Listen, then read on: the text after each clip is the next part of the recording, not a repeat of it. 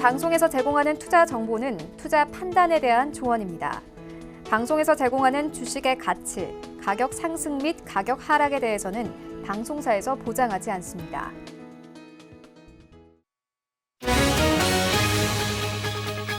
간추린 경제 뉴스입니다. 뉴욕 증시는 장중 오르다가 막판 약세로 밀려났습니다. 다우존스 지수는 0.13%, S&P 500 지수는 0.52%, 나스닥 지수는 1.4% 하락하며 거래를 마쳤습니다. 다만 4월 전반적으로는 강세 흐름이 지속하는 모양새입니다. 국제유가는 코로나19에 따른 수요 급감으로 장중 변동성을 키웠습니다. 6월물 WTI 가격은 장중 심하게 요동치다가 3% 하락 마감했습니다. 뉴욕 상하거래소에서 6월물 WTI는 배럴당 3.4% 떨어진 12.34달러에 거래를 마쳤습니다. 낸시 펠로시 미국 하원 의장이 의회는 지역 정부와 주 정부를 위한 별도 부양책을 검토 중이라고 말했습니다. 펠로시 의장은 정책 당국자들은 주정부와 카운티 및 지역 정부를 위해 4천에서 5천억 달러의 별도의 부양책을 고려하고 있다고 강조했습니다. 강경화 외교부 장관이 시진핑 중국 국가주석의 올해 상반기 방한은 가능성이 낮아진 상황이라고 밝혔습니다. 강 장관은 어제 국회 외교통일위원회에서 시 주석의 방한 진행 상황을 묻는 더불어민주당 심재권 의원의 질의에 코로나19 사태로 상반기는 조금 어려워졌다고 답변했습니다.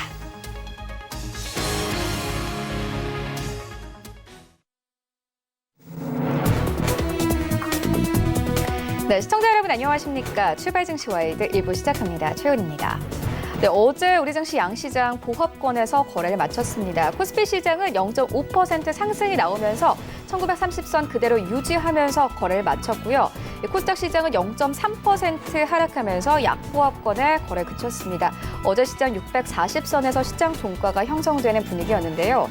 일단 전날 뉴욕 증시가 경제활동 재개에 대한 기대감으로 크게 올랐습니다. 이와 함께 우리 시장에서도 지금까지 오르지 못했던 유통주를 중심으로 상승이 나왔습니다. 하지만 전날에 WTI가 20% 넘게 급락이 나왔기 때문에 우리 시장 상승폭이 조금은 제한되는 모습이었는데요.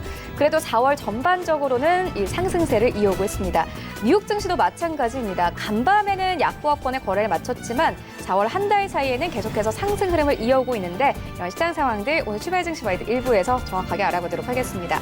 먼저 간밤의 글로벌 증시 상황 화면으로 함께 정리해보도록 하겠습니다. 네, 다우지수 같은 경우 0.13% 약보합권에 거래를 마쳤습니다. 23,100선에서 거래를 마쳤고요. S&P 500 지수 만나보시죠. 네, S&P 500 시장은 0.5% 하락이 나왔습니다. 2,863선에서 종가 형성했습니다. 나스닥 시장을 함께 가보시죠.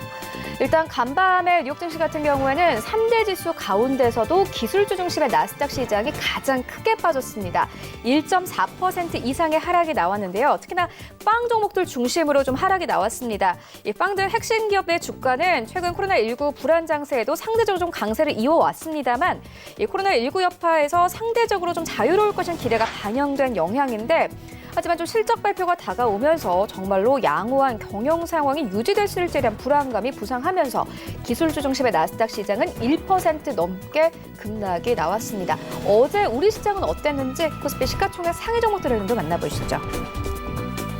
네, 일단 삼성전자는 강보합권 51,100원대에서 거래 마감을 했고요. SK하이닉스가 일단 삼성전자보다는 강했습니다. 1% 가깝게 상승이 나오면서 어제 82,000원대에서 83,000원대까지 오르면서 거래를 마감을 했습니다. 어제 장중 한때는 83,900원대까지 올라가기도 했었는데 특징적인 것은 외국인이 SK하이닉스를 3거래 연속 담고 있다는 점이고요. 기관도 마찬가지로 2거래 연속 SK하이닉스 계속해서 담고 있는 상황입니다.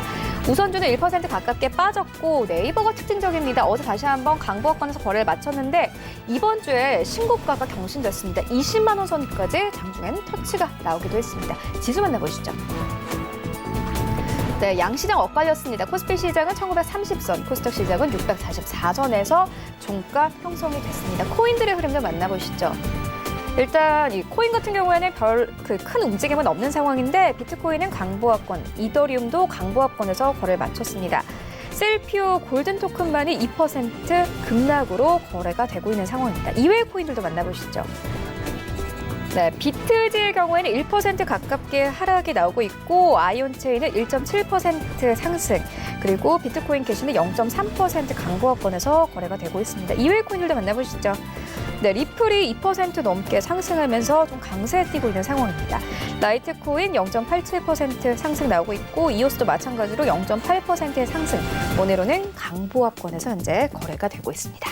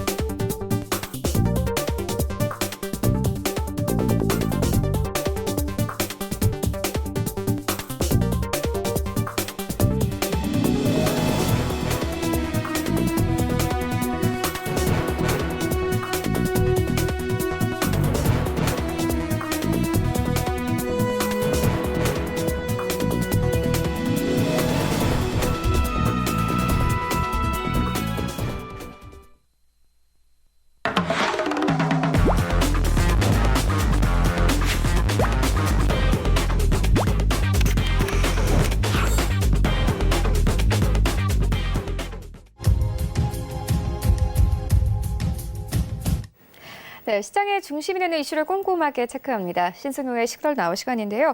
브랜코리안 베스트 신승용 대표 화상으로 연결되어 있습니다. 안녕하십니까? 네, 안녕하십니까? 네, 먼저 간밤 시장 상황부터 짚고 가도록 하겠습니다. 간밤의 뉴욕 증시 3대 지수는 좀 이 숨고르기 장세가 이어졌습니다. 기업 실적에 대한 불안감이 아무래도 좀 시장의 불안감으로 작용이 됐는데 시장 상황 어떻게 보셨습니까? 네, 어제 일단 미국 시장의 움직임을 좀 그 시간대별로 살펴보면요. 일단 장 초반에는 상당 부분 긍정적인 거의 한 1% 가까운 그런 상승의 움직임 보였지만 장중에 이런 얘기들이 나왔죠. 최근 들어서 이제 그 기술주들의 실적 발표가 앞으로 상당 부분 시간에 영향을 미칠 가능성이 크지 않겠느냐. 실질적으로 어제 같은 경우에는 구글, 알파벳의 실적 발표가 장 끝난 직후 대기하고 있는 그런 상황이 되겠습니다. 그러다 보니까 실질적으로 시장에서 구글, 알파벳에 대한 실적 우려가 장중 내내 조금 좀 급격히 그 우려감이 확산되는 그런 모습. 하지만 장 후반에는 일단 그 긍정적인 어떤 그 투자 심리를 그대로 간직한 채 마무리하는 그런 모습을 보였는데요. 일단 그 구글 자체적으로 좀 살펴보게 되면 발표된 실적이 시장에서 예상된 우려감보다는 오히려 긍정적인 어떤 그 결과치를 만들어내면서 실적 발표 이후 장 마감 후 호가에서는 시간 외에서는 약 한 8% 정도까지 상승 마감하는 그런 모습을 보였다라는 점. 실질적으로 미국에서는 지금 현재 시장을 선도하고 있는 그 기술주들의 어떤 그 주가 움직임 상당 부분 예의주시하고 있다라고 보셔야 될 것 같습니다. 무슨 말씀이냐면요. 오늘 저녁에는 일단 페이스북과 마이크로소프트 그리고 퀄컴의 실적 발표가 지금 대기를 하고 있는 그런 상황이 되겠고요. 내일 저녁에는 일단 애플 컴퓨터 그리고 아마존과 트위터의 실적 발표. 소위 말해서 이번 주 우리 시장은 일단 오늘이 이번 주 마지막 그 거래일이 되겠습니다만은 미국 시장 계속되는 어떤 그 이번 주 내에 소위 말하는 기술주 대장주들의 어떤 그 실적 발표 대기를 하고 있는 그런 상황이기 때문에 실적의 상당 부분 시장 예의주시하고 있는 그런 모습이다라고 보셔야 될 것 같습니다. 여기에 또 한 가지가 있었죠. 국제 유가가 실질적으로 어제 그 24% 다시 3일 반 급반등 후에 24%의 하락, 그리고 어제 같은 경우에도 조금의 어떤 그 상승 모습을 보이다가 다시 재차 하락, 한 3%대의 하락 마감하는 그런 모습을 보였다라는 점. 실질적으로 시장에 우려감을 준 부분은 이렇습니다. 원유를 더 이상 사들여서 저장해 놓을 곳이 없다라는. 다들 알고 계시겠으면 원유는 그 물건의 상태 자체가 액체 부분이 되겠습니다. 그러다 보니까 저장 탱크의 지금 현재 수위, 그 저장 탱크에 얼마만큼 원유가 담겨 있느냐, 더 이상 채울 수 있겠느냐, 아니면 더 이상 채울 수 없겠느냐가 어쩌면 지금 현재 국제 유가의 움직임에 대한 방향성 결정짓는 매우 중요한 핵심 요소로 대두하고 있다라는 점. 근데 지금 현재 전체적인 시장에 대한 어떤 그 기대감을 반영하고 있는 부분은 원유 시장에서도 고스란히 나타나고 있습니다. 바로 경제 재개에 대한 움직임이 되겠습니다. 경제 재개에 대한 움직임으로 인해서 실제로 원유 수요가 지금 현재 약 한 2천만 배럴 이상 줄어든 거에 비해서 조금 좀 개선의 여지가 충분히 있을 수 있다라는 그런 기대감이 경제 재개에 대한 기대감과 맞물려서 작용하고 있다라는 점. 그렇기 때문에 원유 가격 조만간 경제 재개와 더불어서 안정 양상으로 들어갈 가능성, 그럴 기대감 분명히 배제할 수 없다라는 점. 일단 시장, 저는 이렇게 생각을 합니다.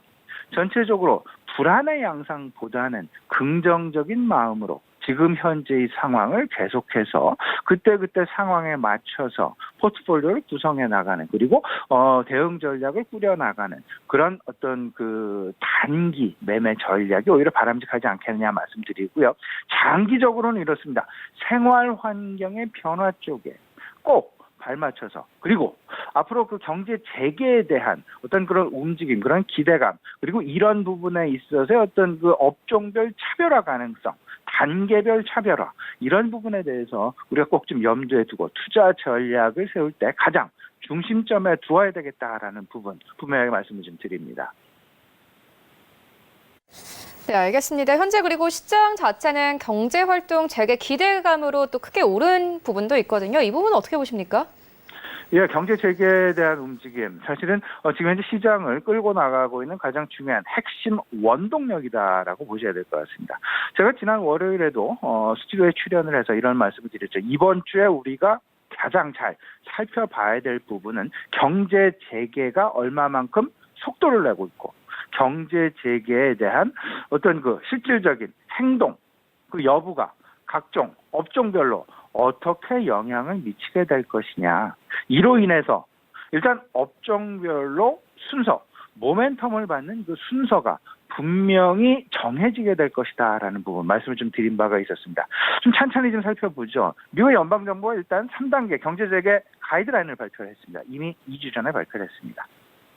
4월 24일부터 이미 조지아주, 오클라호마주, 몬타나주를 비롯해서 소위 말하는 팜벨트 지역에서는 경제 재개가 이미 시작이 되고 있는 그런 상황. 조지아주는 지난 금요일부터 24일부터 이미 경제 재개가 부분적으로 이제 그 경제 봉쇄가 완화되어지는 그런 모습이 나타났고, 오클라호마주도 마찬가지고, 몬타나주 같은 경우는 자택 대피령 자체가 지금 해제되어지는 그런 모습 보여지고 있다라는 점.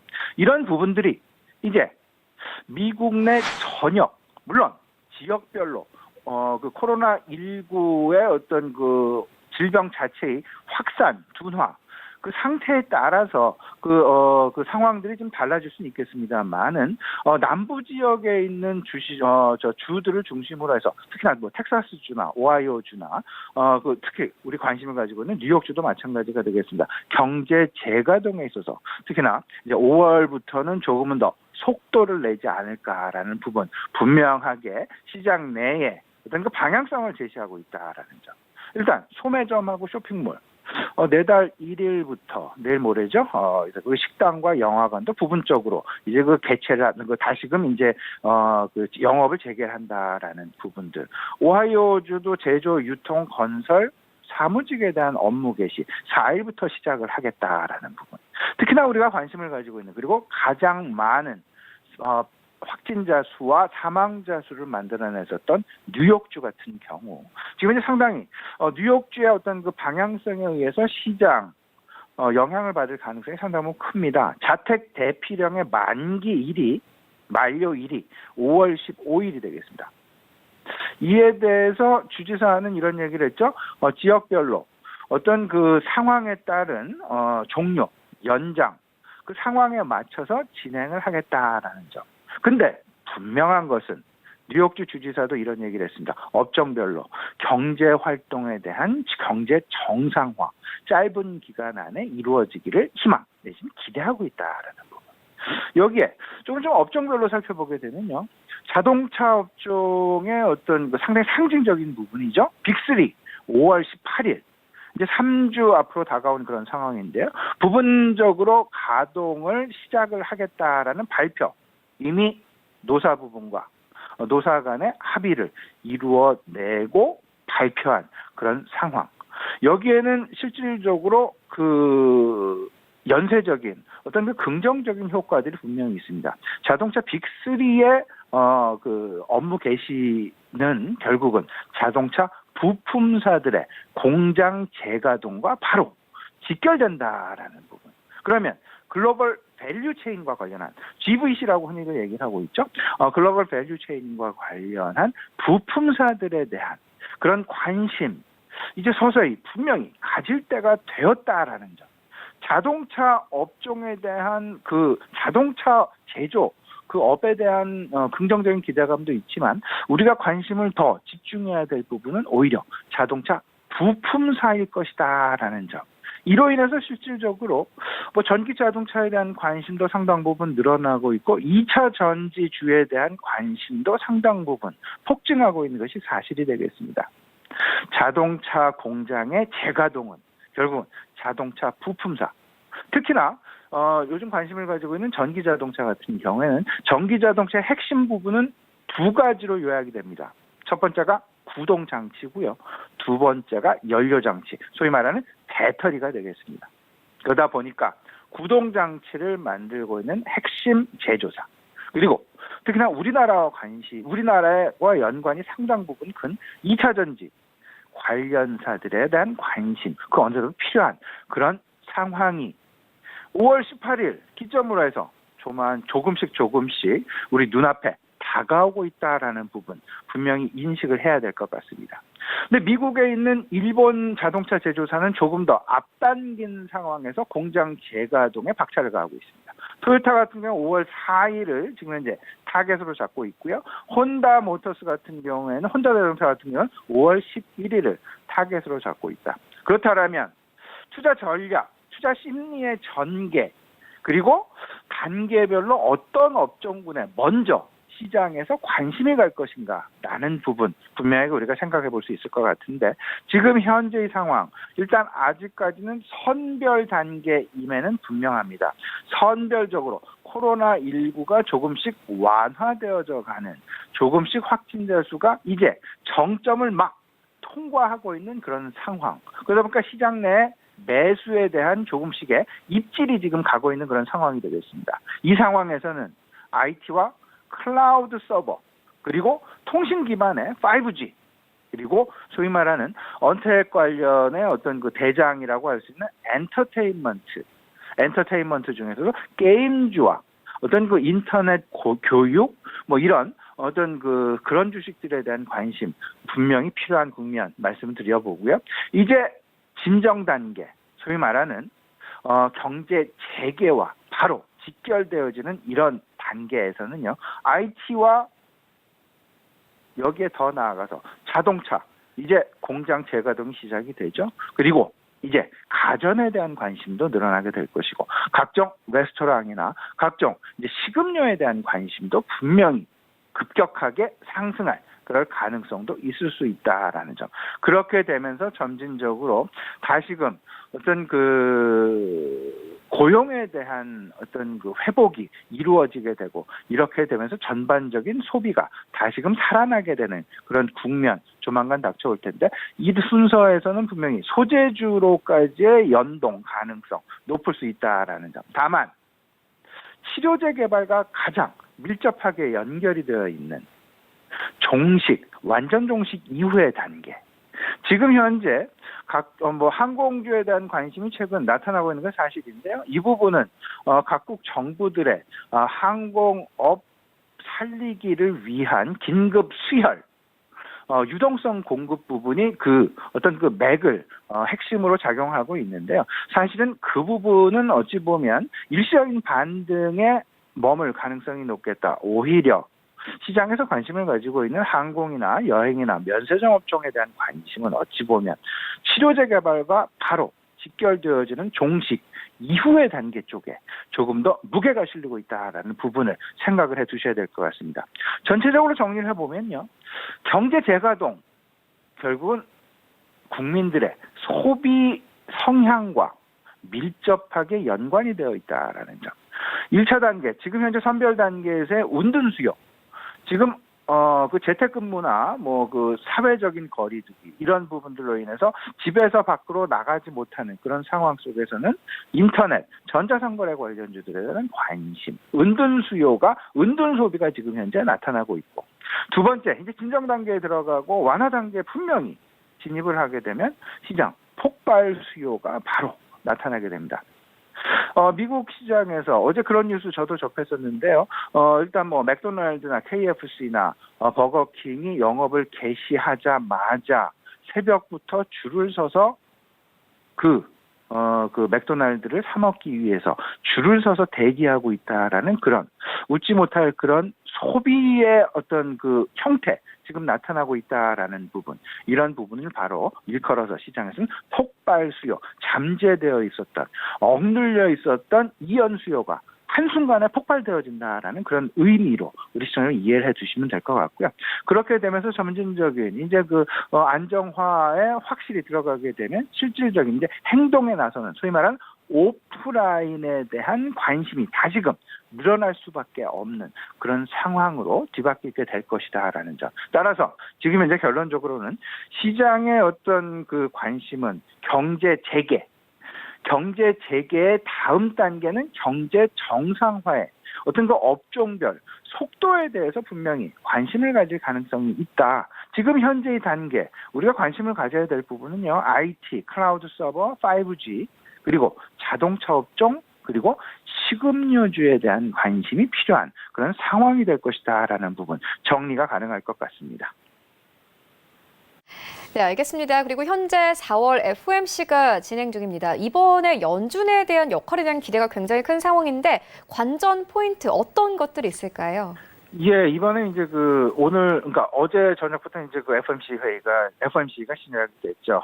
우리 시장으로 이제 내일 새벽에 이제 파월 의장의 기자회견 지금 예정이 되어 있는 그런 상황이 되겠습니다. 이에 앞서서 FOMC가 전격적으로 이제 지방채까지 매입을 하게 되는 그런 상황, 시장 내 상당 부분 긍정적인, 그리고 또 한 가지 신뢰를 심어주는 그런 역할을 톡톡히 하고 있다라는 점. FOMC의 최종 역할은 결국은 최종 대부자입니다. 결국 돈을 꿔주다 보면 돈의 원천이 있을 텐데 그 원천이 결국은 FOMC다라는 부분. 이에 대한 시장으로부터의 신뢰를 지금 이제 확고히 다져나가고 있는 그런 국면이다라고 보셔야 될 것 같고, 이번 FOMC에 관심이 집중되고 있는 가장 큰 배경, 어쩌면 한 4가지 정도로 요약이 될 수 있을 것 같은데, FOMC가 지난 3월 이후 전격적인 유동성 확대 후에 하는 첫 회의다라는 점. 실질적으로 유동성 확대에 대한 공격적인 유동성 확대에 대한 효과를 평가할 수 있는 그런 자리가 되지 않겠느냐라는 부분이 첫 번째가 될 것 같고요. 두 번째는 인플레이션에 대한 우려 이런 부분도 있지만 유동성을 많이 풀었죠. 유동성을 많이 푼 가장 큰 배경에는 어찌보면 고용 안정이라는 그런 부분도 상당 부분 가미가 되어 있다라는 점. 최근 5주간 다들 알고 계시겠습니다만은 미국 내에서 2,600만 명의 신규 실직자를 양산하는 그런 상황들이 생겼습니다. 그럼 이런 상황들 속에서 고용의 안정과 고용의 확대를 위해서 FOMC 과연 어떤 생각을 할 수 있을까라는 부분. 그렇게 되면서 세 번째, 결국은 지금 현재 진행되고 있는 제로금리, 더 이상 지금 현재 상황에서 금리를 추가적으로 내리지는 않을 것 같습니다. 당분간. 하지만 지금 현재의 제로금리 상황이 언제까지 이어질까? 골드만삭스는 일단 최소한 2023년 상반기까지는 지금 현재 제로금리 수준이 이어질 가능성이 높겠다라고 전망을 했고, 그와 맞물려서 통화당국 FOMC가 과연 앞으로의 경제 판단과 앞으로의 경제 전망 어떤 식으로 판단을 하고 있을지 이 부분에 대한 시장의 관심이 높다라는 점. 알아서 오늘 저녁 미국에서 1분기 GDP 예비치도 발표 예정에 있습니다.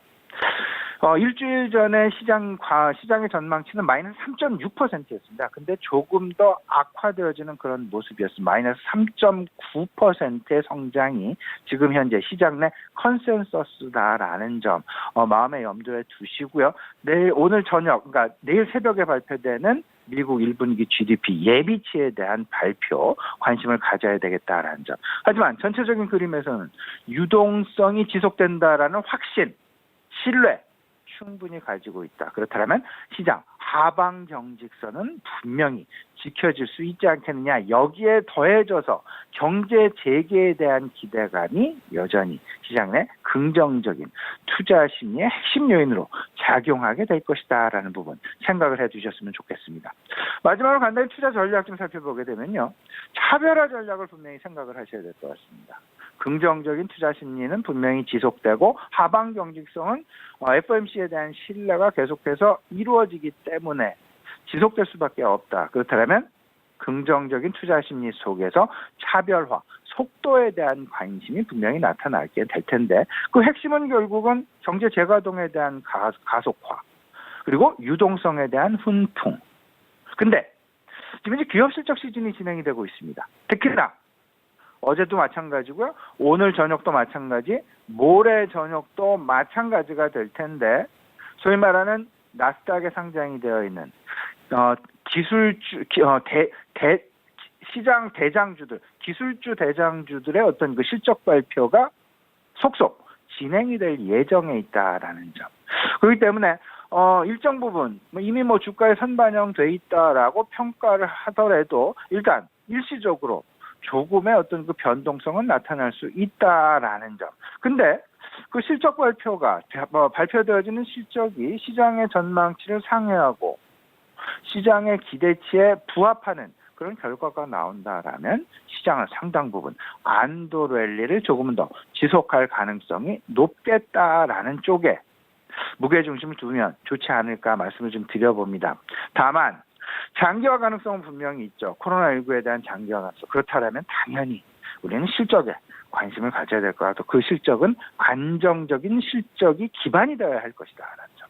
그렇기 때문에 일단 우선적으로는 언택트 산업에 대한 관심이 시장에 집중이 될 수밖에 없게 될 것이고 이런 차원에서 팡 기업들에 대한 관심이 재부각되면서 마침 팡 기업들의 1분기 실적 발표가 어제, 오늘, 내일 이루어지게 된다라는 부분 때문에 시장 다소간의 움직임, 불안감 있을 수밖에 없는 그런 상황이 될 것이다. 여기에 우리나라 같은 경우는 이제 내일, 모레 이제 양일간 지금 휴장을 지금 예고해 놓고 있는 그런 상황이죠. 그 속에서 어제도 우리 시장 아침 10시부터 다소간 좀 흔들리게 만들었던 놓았던 북한발 불확실성에 대한 이슈. 이 부분으로 인해서 실제로 어제 방산주들이 급격하게 급반등과 급하락하는 그러다가 다시 반등 마감하는 그런 모습을 보여줬는데요. 이런 방산주와 경협주들의 희비교차 부분. 조금 이 부분, 제 개인적인 우리 투자자분들에 대한, 시청자분들에 대한 제언은요, 너무 좀 급격하게 이런 부분들에서는 조금은 좀, 공격적으로 대응을 하지 마시고, 일단 시장의 투자 심리의 흐름을, 그리고 시장 핵심 요인의 흐름을 움직이게 만드는 핵심 요인으로서만 투자 전략의 밑거름이 될 수 있는 어떤 그런 핵심 요소로만 판단하시면 좋겠다. 이런 말씀을 드리면서 오히려 이와 직접적인 관련이 있는 종목들로의 접근 그 자체는 조금은 좀 자제하시는 게 좋지 않을까라는 말씀 좀 드리겠습니다. 네, 지금까지 브레인 코리아 인베스트 신승용 대표와 함께했습니다. 고맙습니다.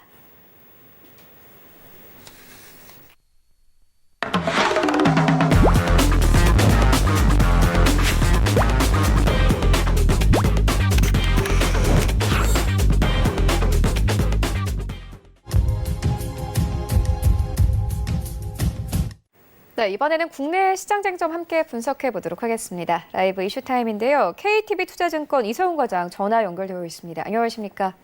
네, 안녕하십니까? 네, 먼저 시장의 수급 상황부터 짚고 가도록 하겠습니다. 외국인들의 셀코리아 기조가 계속되고 있는데요. 수급 상황 어떻게 보고 계십니까? 네, 우선 외국인들에 대한 우리나라 시장의 자금 여력 한번 분석을 해봐야 되지 않을까 판단되고요.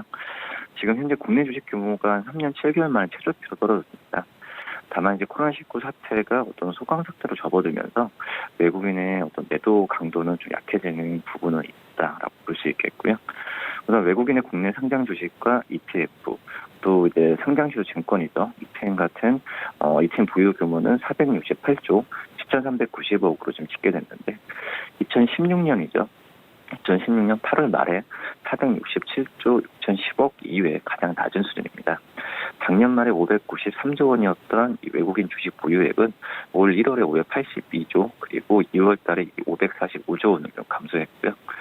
역시 코로나 여파가 주식시장을 강타한 지난달이죠. 지난달에는 한 달 새에 76조 원 급감하면서 500조 선 밑으로 좀 떨어졌습니다.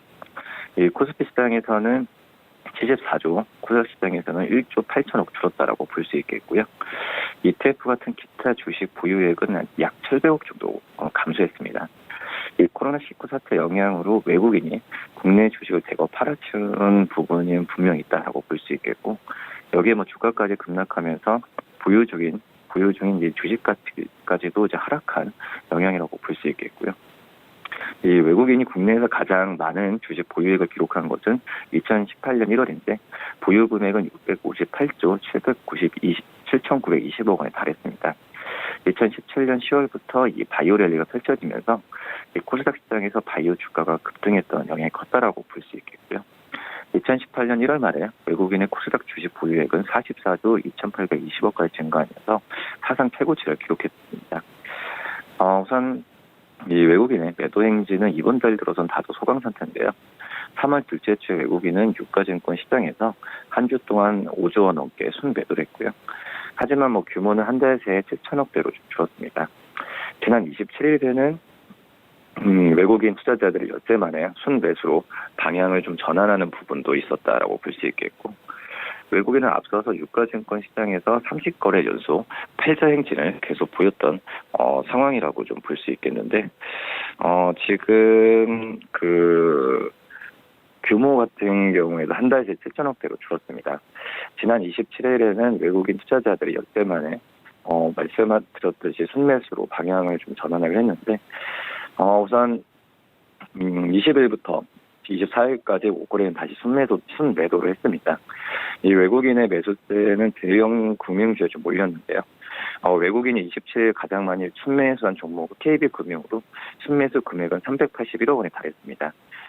우선 지난주에 또 유가가 급락하면서 외국인들이 각국에서 자금을 빼가는 상황이 있었지만 차츰 이 순매도세는 잦아드는 분위기다라고 좀 말씀드릴 수 있겠습니다. 네, 계속해서 어제 상승 나왔던 종목들 살펴보고 가도록 하겠습니다. 롯데그룹의 이 경영권 분쟁 이슈가 불거지면서 어제 롯데 관련 그룹주들이 상승세를 보였습니다. 주가 전망은 어떻게 보고 계십니까? 네, 우선 약간의 그냥 일시적 이벤트라는 생각도 좀 들고 있고요. 우선 지분 경쟁이 약간의 한진칼과 비교하면서 지분 확보 경쟁으로 이어질 그런 기대감이 있었지만 실제로 지분 경쟁이 일어날 가능성은 적지 않을까 이렇게 보입니다. 우선 신동주 SDJ 코퍼레이션 회장이 이 신동빈 롯데 회장의 일본 롯데 홀딩스 이사직 회의만을 포함한 주주 제안서를 제출했다고 밝힌 영향인데요. 일본 롯데홀딩스의 정기주주 총회는 오늘 6월에 열립니다. 신동빈 회장이 지난해 10월 국정 개입 의혹 사건 관련 재판에서 유죄 판결을 받으면서 이 롯데그룹의 기업 가치가 크게 훼손된 데 따른 책임을 져야 한다는 게 신동주 회장 측의 입장이라고 볼 수 있겠고요. 신동주 회장은 신동빈 회장에 대한 이사 해임 안건이 부결되면은 일본 회사법에 따라서 소송할 계획도 세운 것으로 전해졌습니다. 우선 증권업계에서는 이번에 경영권 분쟁이 해프닝으로 끝날 가능성이 크다는 분석이 나와주고 있는데요. 이 신동빈 회장의 한국 롯데지주 지분율은 작년 말 보통주 기준으로 봤을 때 11.7%인데 이 롯데그룹 계열사 같은 우호 지분을 합친 지분율은 45.3%입니다. 신동주 회장은 보통주 한 17만 1,673주만 갖고 있는데 작년 경영권 분쟁 이후에 지배 구조가 정리되면서 이 신동빈 원첩지대가 굳어진 결과라고 볼 수 있겠고요. 현 지배 구조 상황에서 지분 확보 경쟁을 이런 상황으로 본다고 한다면은 일어날 가능성이 거의 없다라는 의견입니다. 그렇기 때문에 급등락했을 때 투자에 대한 부분을 유의해야 된다라고 좀 볼 수 있겠고요. 신동주 회장은 경영권 분쟁이 시작된 2015년 7월부터 2018년 5차례에 걸쳐서 신동빈 회장의 해임권을 주주 제안했는데 모두 받아들여지는 않았습니다. 이 경영권 분쟁 가능성이 제기되는 대림산업도 주가가 급등했는데 우선 대림그룹의 중간 지주사인 대림산업이 7.24% 오르면서 거래를 마쳤습니다. 대림산업도 최근에 제3의 세력이 보유 지분을 4% 중반대까지 끌어올리면서 경영권 분쟁이 벌어질 수 있다는 관측이 나왔다는 부분입니다. 한진칼도 그렇고 우선 지금 현재 이런 지분 경쟁에 의한 주가의 급등락은 좀 유의할 필요가 있지 않을까 이렇게 판단됩니다. 네, 이어서 다음 이슈로 옮겨가 보도록 하겠습니다. 증권사들이 최근에 프로젝트 파이낸싱의 채무 보증을 재빠르게 축소하고 나섰습니다. 배경 어디에 있습니까? 네, 우선 지금 현재 단기자금 시장 경색에 우선 PF 유동화증권에 제공하는 채무 보증이 빨리 좀 축소되고 있는데 우선 증권사의 PF 자산 유동화증권에 대한 채무 보증 규모는 이번 달 들어서 14조 6,615억을 기록했습니다. 이번 달 초에 16조 2,413억 원과 비교했을 때는 9.7% 줄어든 수치인데요. 이 급증세로 보이던 이 증권사의 PF 채무 보증은 이 해외 지수 급락에 따른 ELS 그리고 마진콜 사태가 본격화한 지난달 20일을 기점으로 급격하게 감소하기 시작했고요. 이 지수형 ELS 마진콜 규모가 수조 원대 달하면서 이 증권사들이 CP를 매도하면서 달러 구하기에 나섰습니다. 2년 단기 자금 시장 경색으로 이어졌고요. 우선 일부 PF 유동화 증권의 차환이 막히면서 증권사가 실제 매입 확약을 실행하는 경우도 발생했는데 단기 자금 시장의 가장 취약한 북부인 PF ABCB, 그러니까 자산 유동화 기업 어음이죠. 이거랑 또 자산 유동화 전단체 단기 사채가 차환에 좀 어려움을 겪고 있다는 부분이고요. 증권사가 실제로 매입 확약을 실행하는 경우는 거의 없다. 실행하는 경우가 발생한 부분입니다. 이에 따라서 증권사의 PF 유동화 증권에 대한 채무 보증이 빠르게 감소한 부분이라고 볼 수 있겠습니다. 채무 보증은 이제 매입 확약과 매입 보장 이 두 가지 유형이 있는데 신용 등급 하락 등의 문제가 일어났을 때 이 매입 보장은 매입 보장 약정에 따른 의무가 없어진다고 볼 수 있겠고요. 이와 달리 이제 매입 확약은 이 시행사가 대출을 못 갚았을 때 증권사가 일부 상환과 매입 책임을 지게 되는 증권사에 좀 큰 위험 요인이 되고 있다고 볼 수 있겠습니다. 관련 PF 관련 채무 보증액은 14조 6,615억 가운데 매입 확약 규모는 11조 5,431억으로 전체의 78.73%를 차지하는데요. PF 유동화 증권의 만기 규모는 5월에만 좀 8조 원에 달합니다. 이 정부가 CP 같은 차환 지원 프로그램 등을 지금 발표했지만 일본 기업의 단기 자금 차환에 집중되면서 이 자산 유동화 기업 어음은 여전히 잠재 리스크가 남았다라고 볼 수 있겠고요. 우선 한국은행이 5월 4일부터 3개월 동안 은행, 증권, 보험사를 대상으로 이 AA 마이너스 등급 이상의 회사채를 담보로 대출해주는 제도도 시행할 가능성이 크기 때문에 이런 부분은 좀 차차 좀 지켜봐야 되는 게 맞다라고 생각이 듭니다. 네, 이어서 다음 이슈로 옮겨가 보도록 하겠습니다. 한국거래소가 이 30% 상한제를 폐지하겠다 이렇게 밝혔습니다. 아무래도 좀 시장에 힘을 실어주기 위한 조처로 보이는데 영향은 어느 정도일까요? 네, 우선 국내 자본시장의 펀드 운영 관련 규제 완화 등을 고려한 조치를 라고 좀 설명했고요. 그러니까 앞서서 이번 달 1일자로 개정 시행된 자본시장법 시행령에는 코스피 200 등 이 대표적인 시장 지수를 추종하는 ETF 경우에 동일 종목 편입 상한을 기존 30%에서 해당 종목의 지수에서 차지하는 비중까지 확대할 수 있도록 허용하는 내용이 담겼습니다. 다만 거래소는 각국 규제 수준별로 유연한 대응 여건을 조성하기 위해서 오는 5월 18일부터 글로벌 시장 진출용 지수를 병행 산출할 계획이라고 좀 밝혔고요. 이거는 이제 코스피 200 비중으로 봤을 때 상한은 30%에서 이제 25%, 20% 이런 상황이라고 볼 수 있겠고요.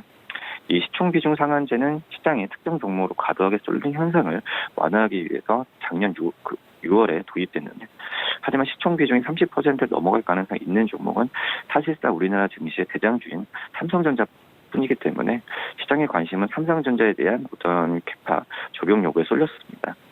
일각에서는 시총 상한제가 적용될 경우에 이 코스피 200을 추종하는 ETF 등을 중심으로 삼성전자에 대한 매도 물량이 쏟아질 수 있다는 지적이 제기되기도 했는데, 올해 들어서 코스피 200량에서 삼성전자의 시총 비중이 꾸준히 30%를 넘어섬에 따라서 한때 시총 상한제 수시 적용이 검토되기도 했는데, 시장 영향 등에 대한 우려로 결국 차려온 바 있다, 이렇게 정리할 수 있겠습니다.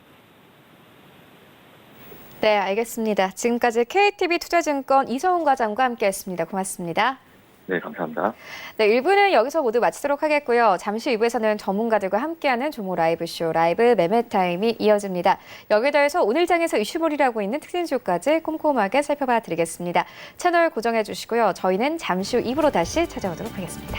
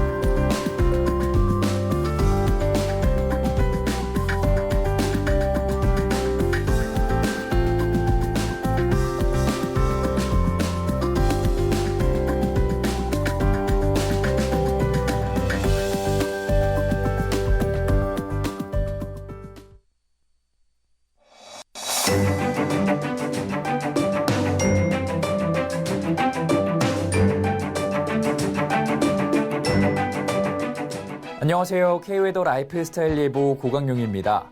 나날이 따뜻한 봄 기운이 짙어지고 있는 요즘입니다. 오늘 아침 서울이 9도, 대구 7도로 시작하고 있고요. 서풍의 영향을 받는 동해 속초는 17도 보이고 있습니다. 한낮에는 어제보다 기온이 더 올라서 서울과 속초가 21도, 대구는 26도까지 오르면서 따뜻하겠습니다. 오늘은 남해상에서 동진하는 고기압의 영향을 받으면서 전국이 대체로 맑겠습니다. 대기의 순환도 원활해서 전국의 대기질 비교적 양호하겠지만 중서부와 전북 등 서쪽 지역을 중심으로는 오전 한때의 미세먼지 농도가 나쁨 수준까지 오르겠습니다. 한편 맑은 날씨가 계속되면서 전국 대부분 지역의 건조특보는 오늘도 이어지겠는데요. 특히 강풍주의보가 내려져 있는 강원 산지는 오늘 오전까지 바람이 강하게 불 것으로 보여 화재 사고에 주의하셔야겠습니다. 다음은 자세한 지역별 날씨입니다. 중부지방 아침 기온 대전이 9도, 인천 10도로 대체로 온화하게 시작하고 있습니다. 한낮에는 청주가 25도까지 오르며 따뜻하겠습니다. 동해안 지역 울진이 14도, 강릉 16도로 포근하게 출발하고 있습니다. 한낮에는 20도 안팎을 보이겠습니다.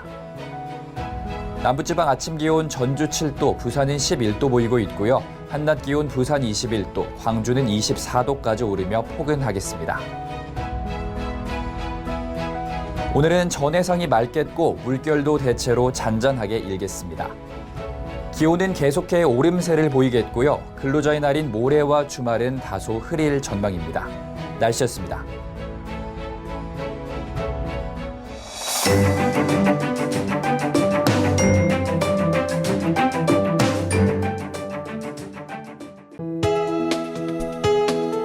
본 방송에서 제공하는 투자 정보는 투자 판단에 대한 조언입니다. 방송에서 제공하는 주식의 가치, 가격 상승 및 가격 하락에 대해서는 방송사에서 보장하지 않습니다.